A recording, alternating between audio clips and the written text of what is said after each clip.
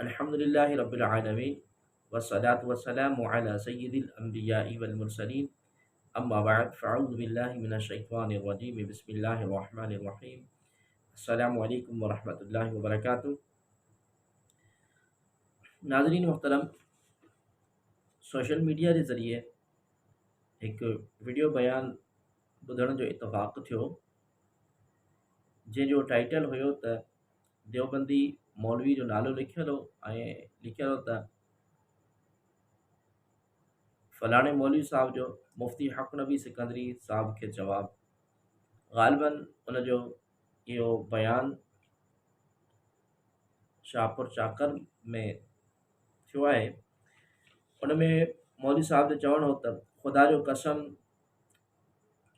आहे, मां हिकु चैलेंज थो कयां। चैलेंज जेको करे थो हिकु तिफ़िल मकतब आहे ऐं क़ुरान करीम फ़ुरक़ान हमीद खे साम्हूं रखी करे हुन हिकिड़ो चैलेंज कयो आहे। ख़ुदा जो कसम आहे, मां हिकु चैलेंज थो कयां त ही अल्लाह जो किताब आहे, न फिरंदुसि। चए थो त अल्लाह जो किताब यानी क़ुरान करीम फ़ुरक़ान हमीद साम्हूं रखी करे चवे थो अल्लाह जो किताब आहे, आऊं न फिरंदुसि। तव्हां चओ था त मीलाद फ़र्ज़ आहे। फ़र्ज़ियत जो दलील क़ुरान मां ॾेखारियो। फ़र्ज़ियत जो दलील क़ुरान मां ॾेखारिबो आहे, तव्हां न ॾेखारे सघंदव। तव्हां वॾा आशिक़ आहियो या सय्यदना अबू बकर सिद्दीक़ रज़ी अल्लाह तआला अन्हु, उनजा लफ़्ज़ जेके आहे उहे अदब खां थोरा हटियल हुया। सय्यदना अबू बकर सिद्दीक़ रज़ी अल्लाह तआला अन्हु जो नालो मुअद्दबाना तरीक़े सां न पियो खणे, बल्कि हुनजो चवणो त तव्हां वॾा आशिक़ आहियो या अबू बकर सिद्दीक़ वॾो आशिक़ हो, या ही पाड़े वारो मौलवी अबू बकर मीलाद मल्हायो हुजे, मूंखे ॾेखारे, मां अॼु मीलाद मल्हाईंदुसि। क़ुरान साम्हूं आहे त न फिरंदुसि। बुज़ुर्गान किराम रहमहुल्लाह जा नाला खणी करे चए पियो त फलाणे फलाणे बुज़ुर्ग कराए हुजे, तव्हां ॾेखारियो। इब्न हजर अस्क़लानी रहमतुल्लाहि तआला अलैहि जे हवाले सां उन हिकिड़ी ॻाल्हि कई आहे त मीलाद शुरू करण वारो उलमा खे गारियूं ॾींदो हो।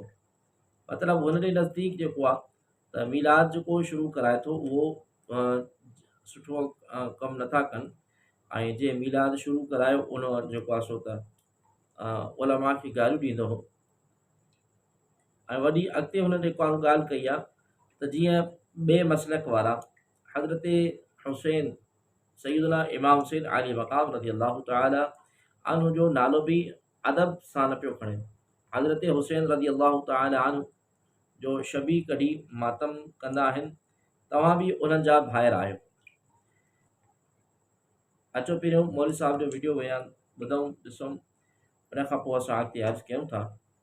खुदा जो कसम आहे, हिकिड़ी मां चैलेंज थो तवजो रखो, ही अल्लाह जो क़ुरान साम्हूं न फिरंदुसि।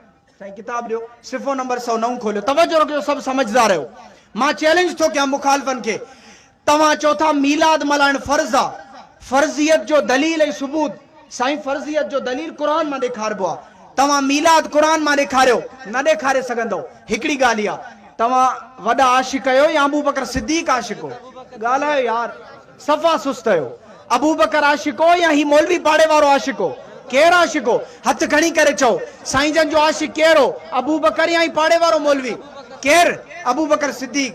अबू बकर मीलाद मल्हायो हुजे, मूंखे ॾेखार, मां अॼु साईं अब्दुल्ला खे चवराए मीलाद जो जुलूस कढाईंदुसि। क़ुरान साम्हूं न फिरंदुसि। सईदना उमर मीलाद करायो हुजे, सईदना उस्मान करायो हुजे, सईदना अली करायो हुजे, जंहिंखे तूं थो मञी सईदना अब्दुल कादिर जीलानी तंहिं करायो हुजे, अली हजवेरी करायो हुजे, राशिद रोज़ेदणी रहमतुल्लाह अलैह पीरनि जे पीर करायो हुजे, अली हजवेरी, मोइनुद्दीन चिश्ती, इन्हनि सभिनी बुज़ुर्गनि करायो हुजे, हल भला इन्हनि खे छॾे ॾे। तुआरे मज़हब जे बानी मौलवी अहमद रज़ा ख़ान बिरेलवी करायो हुजे। अल्लाह जो क़ुरान रखी थो चवां, मां अॼु साईं अब्दुल्ला संगर शाहपुर में मीलाद जो जुलूस कढाए मिठाइयूं विराईंदुसि। तव्हां सभिनी खे दावत ॾींदुसि, अवाम खे बेवकूफ़ न बणायो। हुज़ूर जे मीलाद खां अवाम खे बेवकूफ़ न बणायो। तव्हांजा कूड़ हाणे पतरा थी चुका आहिनि। उलमाए देवबंद जे ख़िलाफ़ ज़मान दराज़ी बंदि कयो। उलमा देवबंद के खिलाफ ज़बान दराज़ी बंद कयो। मौलाना नानोतवी के खिलाफ था ॻाल्हायो, मौलाना शाह अशरफ अली थानवी के खिलाफ था ॻाल्हायो, मौलाना रशीद अहमद गंगोई के खिलाफ था ॻाल्हायो, हकीम उल उम्मत के खिलाफ था ॻाल्हायो। मौलाना रशीद अहमद गंगोई के बारे में लिखंदा काफ़िर आ। मौलाना हिन जी सुठी छिकताण कई आहे, हिन जे करे चवंदा काफ़िर आ। मां अल्लाह जो कसम खणी तो चवां, आख़िरी ॻाल्हि बिल्कुलु मुंहिंजो मौज़ू ख़तम आहे। तव्हां चओ था उलमा देवबंद गुस्सा खे रसूलन, छा था चवनि उलमा देवबंद? ॻाल्हायो यार, भला नाराज़ आहियो छा? उलमा देवबंद गुस्सा खे रसूलन या हिननि जी ज़बान, मां नालो नथो वठां मसलक जो, रब्बे काबा जो कसम, जेका इबारत तूं ॾेखारींदे ही गुनाहगार इंशाअल्लाह उन इबारत खे हल करे तुंहिंजे मुंहं ते दांगी मलींदो इंशाअल्लाह। मां इहा ॻाल्हि ईअं नथो कयां, बावज़ू आहियां, क़ुर रखी थो चवां। ही चंद मीलाद जे हवाले सां मां ॻाल्हियूं खणी आयो आहियां। ही किताब ॻाल्हियूं रिकॉर्ड थियूं अथनि, मुस्तनद हवाला आहिनि। जंहिं मीलाद शुरू करायो, साईं तवजो रखिजो, जंहिं मीलाद शुरू करायो उहो बादशाह 1 पाउंड उन मौलवी खे मीलाद शुरू कराइण जा ॾींदो। घणा पाउंड? 1 पाउंड। 604 हिजरी में इहो मीलाद शुरू थियो। पाउंड ॾेई करे चवंदो पोइ मीलाद में तकरीरूं ॿुधा, मिठाइयूं विराए, जीअं मुंहिंजी बादशाही वधे, मूंखे ॿिया बादशाह त मञनि कोन था। हाणे हिन मौलवी जे बारे में ऐं पाड़े वारे मौलवी जे बारे में फतवा थो लॻायां, तवजो रखिजो। इन जे हवाले सां जंहिं पहिरीं मीलाद कराई, इन जे मुतलिक़ 10 मुस्तनद हवाला थो ॾियां। पहिरें हवाले में जंहिं मौलवी जे बारे में अल्लामा ताजुद्दीन फाकानी रहमतुल्लाह अलैह लिखियो आहे त जंहिं मीलाद शुरू करायो पहिरें नंबर जो कूड़ो जेको आहे सो कावड़ मिज़ाज हो। छा हुयो? कूड़ो हुयो। ॿिए नंबर जो हवालो अल्लामा इब्नुल हाज रहमतुल्लाह अलैह, अकाबिरीन जो मुस्तनद आलिम आहे, उन पंहिंजी किताब जे अंदरि लिखियो आहे, इन जीअं शुरू कयो इहो तमामु वॾो गुनाहगार हुयो, तमामु वॾो गुनाहगार हुयो। 3 नंबर ते हवालो हज़रत इब्न हजर अस्कलानी रहमतुल्लाह अलैह, हंबलिन जे वॾे आलिम अल्लामा शरफुद्दीन बि लिखियो आहे, इहो पहिरें नंबर जो कूड़ो हुयो। इब्न हजर अस्कलानी रहमतुल्लाह लिखियो आहे, कूड़ा साबित करे ॾेखारियो। इब्न हजर अस्कलानी रहमतुल्लाह लिखियो आहे, वक़्त मुख़्तसर आहे। 4थों हवालो इहो उलमा जे ख़िलाफ़ गारियूं ॾींदो। बिल्कुलु आख़िरी ॻाल्हि आहे, छा ॾींदो? ॻाल्हायो, न ॻाल्हाईंदो मां वञां थो हाणे बसि। छा ॾींदो? गारियूं। उलमा देवबंद खे खबीस चवंदो, उलमा किराम खे अॻे जे आलिमनि खे मुस्तनद में ग़लति चवंदो, ऐं असां वारा मौलवी पाड़े वारा उहे बि उलमा देवबंद जे ख़िलाफ़ ज़बान दराज़ी कंदा आहिनि। जीअं ॿिए मसलक वारा हज़रत हुसैन जो शबीहो कढी करे जेको आहे सो उनखे मज़ार मुबारक ठाहींदा आहिनि। तव्हां बि उनजा भाइर आहियो, थोरो घणो 19-20 जो फ़र्क़ु आहे। इंशाअल्लाह ताला हयाती रही तव्हांजा कूड़ उलमा देवबंद जे ख़िलाफ़, साईं मोहम्मद हसन जो खून मुंहिंजे जिस्म में आहे, रब्बे काबा जो कसम थो खणां, भॼंदुसि कोन। उलमा देवबंद जे ख़िलाफ़ जेके तव्हां कूड़ कया आहिनि, ज़बान दराज़ी कई आहे, क़ुर साम्हूं आहे, इंशाअल्लाह उनखे कूड़ो साबित करे दम ॾींदासीं इंशाअल्लाह। सभु ज़ोर सां चई ॾेखारियो इंशाअल्लाह। नाज़रीन मोहतरम, तव्हां ॾिठो त मौलवी साहब केतिरो जेको आहे मोकिलाइजी वियो ऐं उन वॾी दावा कई त मां न फिरंदुसि। हालांकि उनजा वॾा ई पंहिंजी किताबनि में मञी विया आहिनि त मीलाद मल्हाइणु सही आहे। वॾी ॻाल्हि इहा आहे त हू उन चवण त तव्हां ॾिठो हूंदो त इन वीडियो में चवे थो त मीलाद, तव्हां चओ था त मीलाद फ़र्ज़ु आहे। आले सुन्नत व जमाअत वारा मसलक के आला हज़रत जा पैरोकार उन्हनि कॾहिं बि इहा दावा नाहे कई त मीलाद शरीफ़ जेको आहे इहो फ़र्ज़ु आहे, न ई उन्हनि वाजिबु चयो आहे। आले सुन्नत वारा मीलाद नबी सल्लल्लाहु तबारक व तआला अलैहि वालि वसल्लम खे मुस्तहिब चवंदा आहिनि ऐं मुस्तहिब कमु करणु जेको आहे इहो इन जो सवाबु मिलंदो आहे।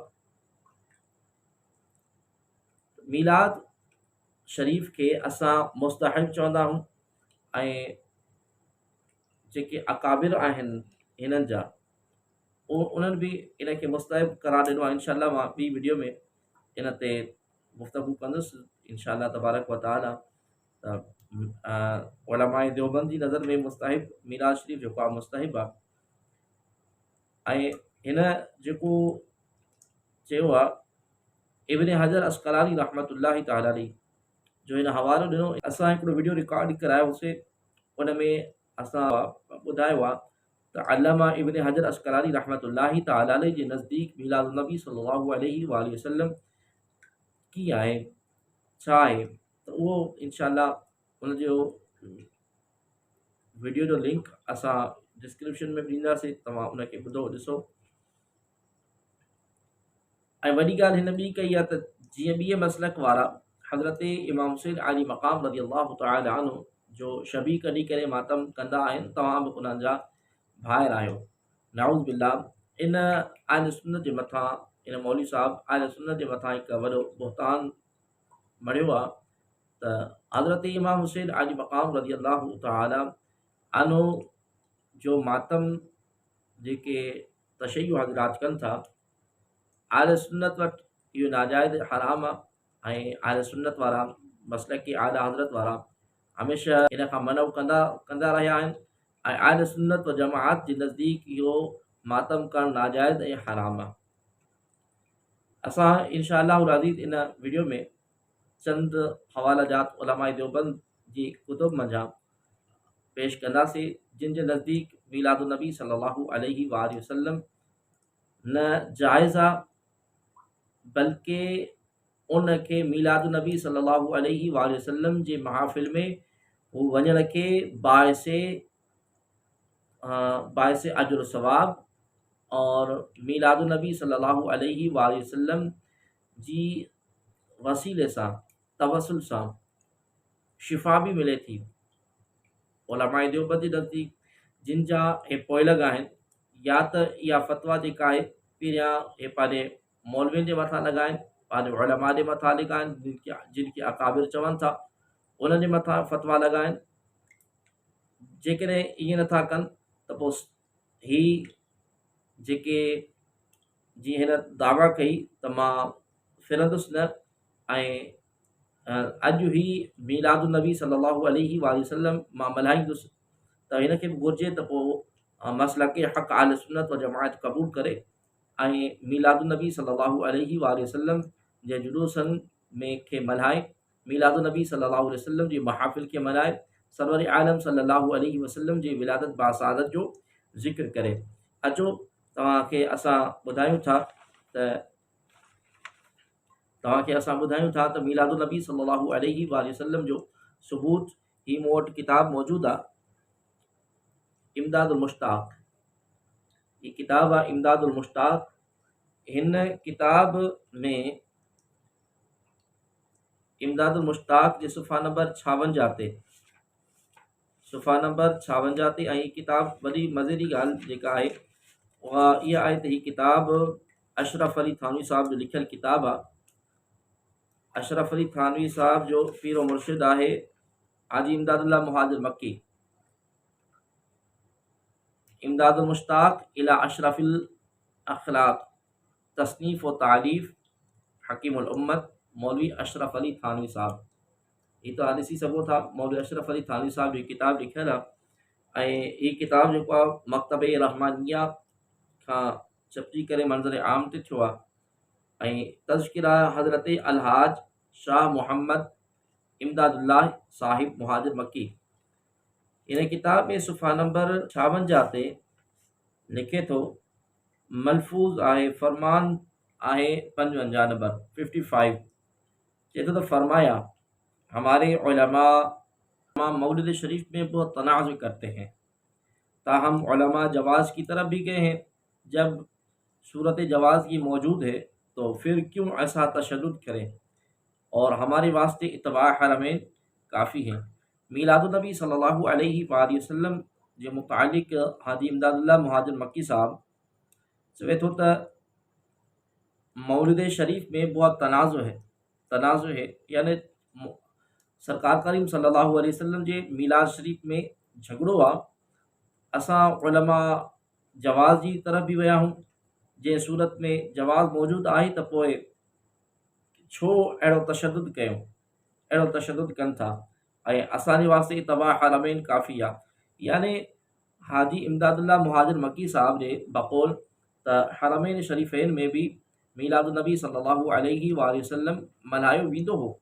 अहिड़े तरीक़े सां ही ॿियो किताब मूं वटि मौजूदु आहे, ख़ुतबाती हकीमुल उम्मत जो जुल्द नंबर 5 आहे। हीअ इदारा तालीफ़ात अशरफिया खां छपिजी करे मंज़र आम ते थियो आहे। त हिन में सुफ़ा नंबर 120 ते मौलवी अशरफ अली थानवी साहब लिखे तो, नबी करीम सल्लल्लाहु अलैहि वसल्लम हर पीर को रोज़ा रखते थे ऐं साईं करीम सल्लल्लाहु अलैहि वसल्लम भी इन जी जेका आहे उहा पाण फरमाए अथनि, वजह ॿुधाई अथनि त रोज़े रखण जी वजह छा आहे। साईं करीम सल्लल्लाहु अलैहि वसल्लम खां पुछा कई वई त मीलादुन तव्हां हर सूमर जे ॾींहं जो रोज़ो जो रखो था, इन जी वजह छा आहे। तो सरकार दो आलम सल्लल्लाहु अलैहि वसल्लम लिखे तो हुजूर करीम सल्लल्लाहु अलैहि वसल्लम दोशंबा के दिन रोज़ा रखते थे और इसकी वजह फरमाया, इसकी वजह ये फरमाते थे कि फ़ी ही वलिदतु व फ़ी ही उन्ज़िला अलैया, यानी इसी में मैं पैदा हुआ हूँ और इसी में मुझे नबूवत अता हुई है। यानी सरकार करीम सल्लल्लाहु अलैहि वसल्लम इन सूमर जे ॾींहं ते सरकार जी विलादत बासआदत थी आहे, यानी विलादत बासआदत जी ख़ुशी में ऐं नबूवत जे ख़ुशी में सरकार दो आलम सल्लल्लाहु अलैहि वसल्लम पंहिंजो मीलाद मल्हाईंदा हुआ। इन ई किताब सुफ़ा नंबर 105 ते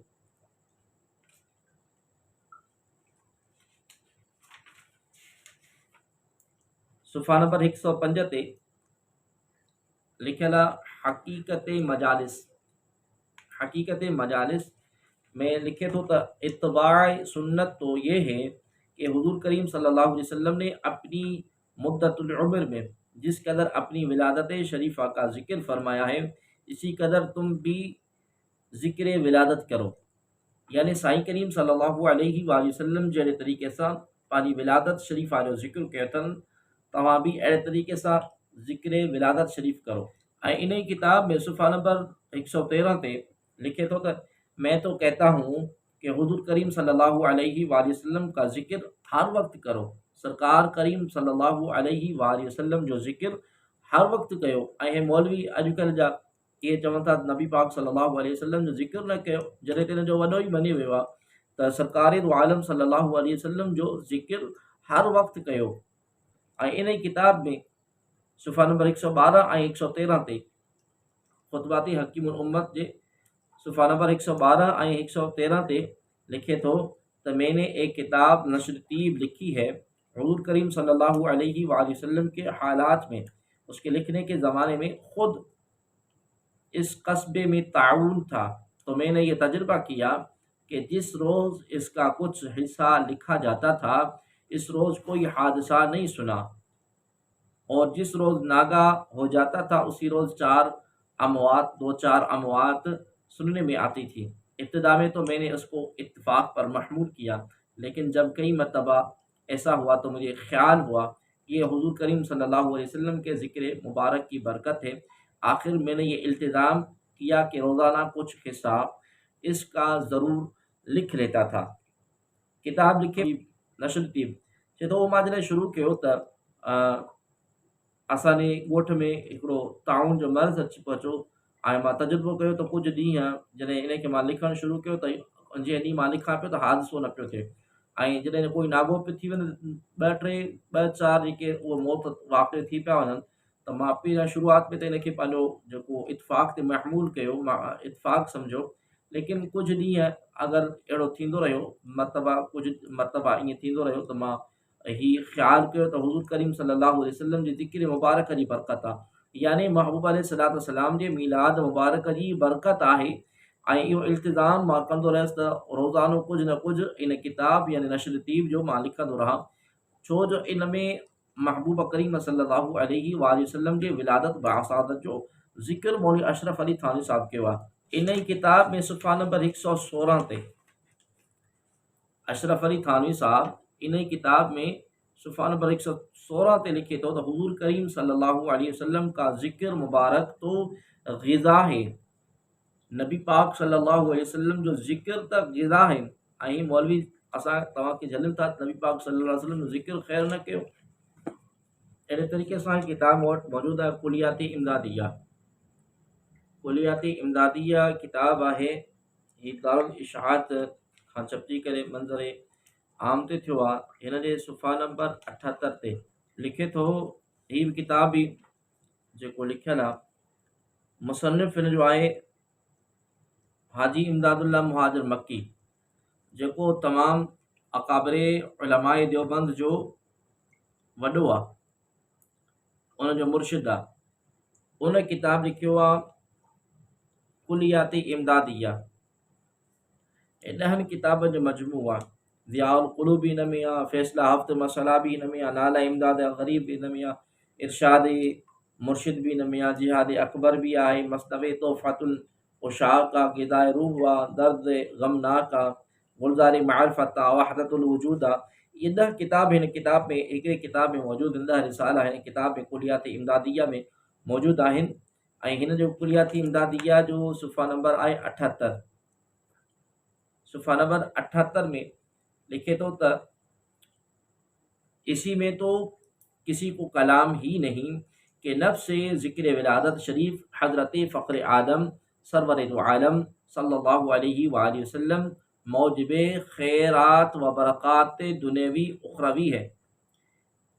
यानी सरकार दो आलम सल्लल्लाहु अलैहि वसल्लम जी ज़िक्र विलादत शरीफ़ा जो ज़िक्र मुबारक जेको आहे इहो खैरात बरक़ात दुनियावी ऐं उखरवी जो मौजब आहे। यानी देवबंदी उलमाए देवबंद जो मुर्शिद भी मञे वियो आहे त नबी पाक सल्लल्लाहु अलैहि वसल्लम जे विलादत बासादत जेको ज़िक्र आहे इहो खैरात बरक़ात दुनियावी ऐं उखरवी जो मौजब आहे। सुफ़ा नंबर 80 ते इन किताब कुलियात इमदादिया जे सुफ़ा नंबर 80 ते लिखे थो त मौलवी हाजी इमदादुल्लाह मुहाजिर मक्की साहब त महफ़िल मौलूद में शरीक हूँ बल्कि ज़रिया बरक़ात समझ कर मुनअक़िद करता हूँ। हाणे कहिड़ी फ़तवा लॻाईंदव तव्हांजी किताबनि मंझां ई मौलवी साहब तव्हांजी किताबनि मंझां ई साबित थी वियो त ज़िक्र मीलादुल मुस्तफ़ा सल्लल्लाहु अलैहि वसल्लम तव्हांजा वॾा ई मल्हाए विया आहिनि। तव्हांजे वॾनि जे नज़दीक ई इहो मौजब खैरात व बरक़ात आहे, बल्कि जेको तमामु देवबंदी अकाबरनि जो मुर्शिद आहे हाजी इमदादुल्लाह मुहाजिर मक्की साहब, उहो त चवे थो महफ़िल मौलूद में शरीक हूँ बल्कि ज़रिया बरक़ात समझ कर मुनअक़िद करता हूँ। यानी जेको उलमाए देवबंद जो मुर्शिद आहे पीरो मुर्शिद आहे उहो ई चए थो त मैं मुनअक़िद करता हूँ। त मुनअक़िद करण वारो उलमाए देवबंद जो पीरो मुर्शिद इन जे मथां कहिड़ी फ़तवा लॻाईंदव। हाणे अचो जॾहिं तव्हांजा वॾा मञे विया, तव्हांजे अशरफ अली थानी साहब मञियो, तव्हांजे इमदादुल्लाह मुहाजिर मक्की साहब मञियो, त पोइ तव्हां छो नथा मल्हायो। अचो नबी पाक सल्लल्लाहु अलैहि वसल्लम जो ज़िक्र ख़ैर कयूं। असां त चऊं था तव्हां अचो असां सां गॾिजी करे महबूब करीम सल्लल्लाहु अलैहि वसल्लम जे विलादत बासआदत जो ज़िक्र कयूं, नबी पाक सल्लल्लाहु अलैहि वसल्लम जे मीलाद जो ज़िक्र कयूं, आका करीम सल्लल्लाहु अलैहि वसल्लम जे उन विलादत बासआदत जे लम्हा जो ज़िक्र कयूं ऐं जेके अल्लाह तबारक व तआला जल्ल जलालुहु जे करम सां महबूब करीम सल्लल्लाहु अलैहि वसल्लम सां जेके महिरबानियूं थियूं, अल्लाह करीम जल्ल जलालुहु जेके फ़ज़ल थिया उन्हनि फ़ज़लनि जो ज़िक्र कयूं, उन्हनि रहमतुनि ऐं बरक़तुनि जो ज़िक्र कयूं जेको मोमिननि जे मथां अल्लाह तबारक व तआला जल्ल जलालुहु पंहिंजे महबूब करीम सल्लल्लाहु अलैहि वसल्लम जे ज़ात जे करे कयूं। अचो त कयूं न। बाक़ी तआसुब जी ऐनक लाहियो ऐं मसलकी हक़ आले सुन्नत व जमात खे क़बूल कयो। तव्हां पाण क़ुरान साम्हूं रखी करे ऐं तव्हां चयो आहे त मां कूड़ नथो ॻाल्हायां या न फिरंदुसि। हाणे न फिरो न, अचो मीलाद नबी सल्लल्लाहु अलैहि वसल्लम कयो। अहिड़े तरीक़े सां तव्हांजे मौलवी अशरफ अली थानी साहब, जंहिंखे तव्हां शाह अशरफ थानी साहब चओ था, जंहिंखे तव्हां हकीमुल उम्मत चवंदा आहियो, उन किताब लिखियो आहे इरशादुल इबाद फ़ी ईद मीलाद। उन जे सुफ़ा नंबर 12 ऐं 13 ते लिखे थो त मौलाना फजल रहमान खैराबादी साहब से किसी ने पूछा था कि ज़िक्र विलादत आपके नज़दीक जायज़ है या नहीं, तो उन्होंने फरमाया कि हम तो हर वक्त ज़िक्र विलादत करते हैं। जॾहिं तव्हांजा वॾा हर वक्त ज़िक्र विलादत कनि था, तव्हांखे छा थो थिए जो तव्हां ज़िक्र विलादत मुस्तफ़ा करीम सल्लल्लाहु अलैहि वसल्लम नथा कयो, बल्कि ॿियनि के जेके आहिल सुन्नत वारा आहिनि, जेके सरकार करीम सल्लल्लाहु अलैहि वसल्लम जो ज़िक्र कनि था, तव्हां उन्हनि खे झलियो था, उन्हनि मथां बिदअत जी फ़तवा लॻायो था, उन्हनि जे मथां तरह तरह जा इल्ज़ामात लॻायो